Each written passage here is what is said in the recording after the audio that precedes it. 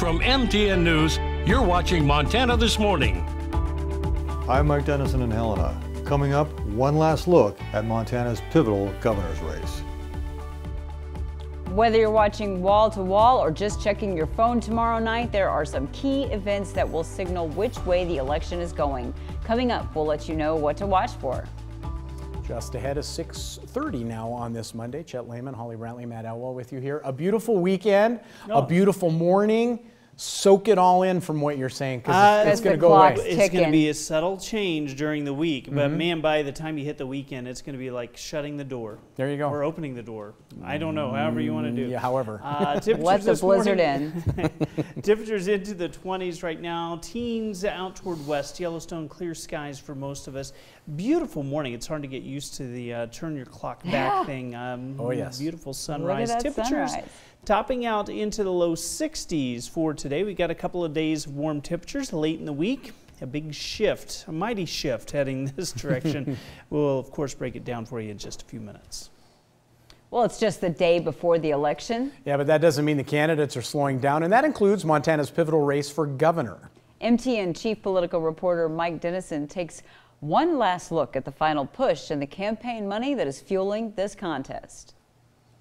The race for Montana's open governor's seat is considered competitive, but most polls have shown Republican Congressman Greg Gianforte with the lead. He's also spent $7.5 million of his own money on the campaign, a point that Democrat Mike Cooney is using as a point of criticism these final days. He's trying to buy this election. It's that simple. This out-of-state, out-of-touch, wannabe plutocrat has spent more than $17 million trying to buy our elections since Governor Bullock and I beat him the first time he tried to purchase the governor's office. The Gianforte campaign says his personal investment means he's not for sale, and they note that outside groups like the Democratic Governors Association and Montana Conservation Voters have spent about $13 million helping Cooney. The Republican Governors Association also has spent at least $8 million helping Gianforte. But when it comes to money from actual donors, the two men are about even, raising $3.4 million each through mid-October. About 80% of Gianforte's donor cash is from Montanans, while Cooney is getting 2/3 of his haul from inside the state. Cooney, however, has a lot more donors and donations, in excess of 53,000, while Gianforte is at 11,500, so his average donation is much larger. In the coming days, Gianforte is hitting the trail with national figures, like Texas U.S. Senator Ted Cruz in Billings and Hamilton, and Donald Trump Jr. in Kalispell on Saturday. Gianforte's message is a consistent one. He'll bring a private sector business approach to running government. The plan's pretty straightforward. It focuses on a top-to-bottom regulatory review to keep regulations that protect public safety and the environment, but remove the excessive ones, lowering the tax burden across the board, property taxes and income taxes, and then working with industry. Lieutenant Governor Cooney goes on the road starting Friday, everywhere from Billings to Fort Benton to Butte and places in between. He's hitting familiar Democratic themes. I'm running to expand access to public lands, defend affordable health care, and invest in quality public education for all Montanans. This race is considered the most competitive governor's contest in the nation. But how close is it, really? I'm guessing at least 100,000 Montanans have yet to vote, and they'll be making the final call. In Helena, I'm Mike Dennison, MTN News. By the way, just as a reminder, Libertarian Layman Bishop of Kalispell is also on the ballot for governor. tried to steal your thunder. Sorry about that. There we go.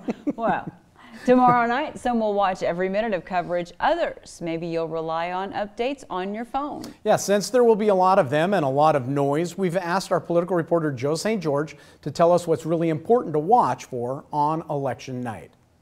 Perhaps on election night you don't plan on changing your schedule. If you're meant to play pool, well, you play pool. So if you aren't planning on watching wall-to-wall coverage on election night, what should you be on the lookout for when your phone starts to buzz? Tip number one, if Ohio, North Carolina, or Florida is called for Biden, it could spell trouble for Republicans. This is because these are states Biden can afford to lose, but the president can't. And there's a slim chance we'll know the results in Ohio, Florida, and North Carolina on Tuesday night because these states are processing ballots early and can tally them up quickly.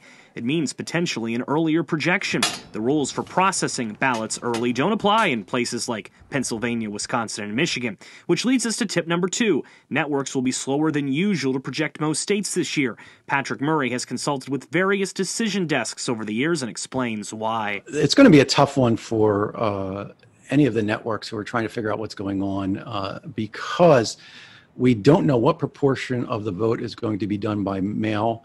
We know that a certain large number of voters are going to be voting by mail for the first time and don't know how that's going to work. And there could be questions about how many of them are actually counted and filled out properly. Tip number 3, early results will likely favor Democrats. That's because data shows more Democrats voting earlier than Republicans in most states.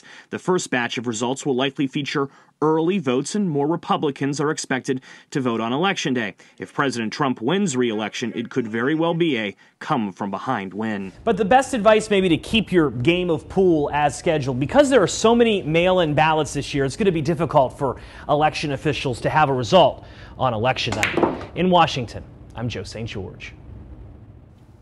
Well, once again, MTN News will be your source for Election night in Montana. We'll be on the air with updates throughout the evening, and you can follow our coverage online at KBZK and KXLF.com. With our team of reporters around the state, you'll get in-depth coverage, analysis you simply won't find anywhere else.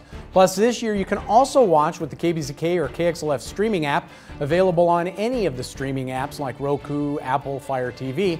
To learn more, go to KBZK or KXLF.com/streaming. Cast your vote in this year's election, then count on MTN News to bring you the results. Fun time. To say the least. There you go.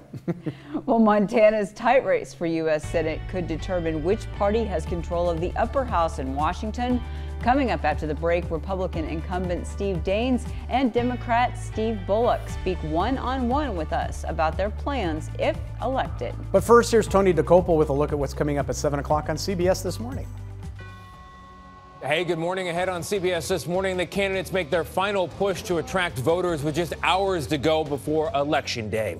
We'll discuss the impact of the estimated 94 million people who have already cast their ballots, plus the security measures being taken to keep this election safe. Also, voting rules vary from state to state in the midst of this pandemic. We'll explain what's permitted at the polls in your state and how you can stay healthy.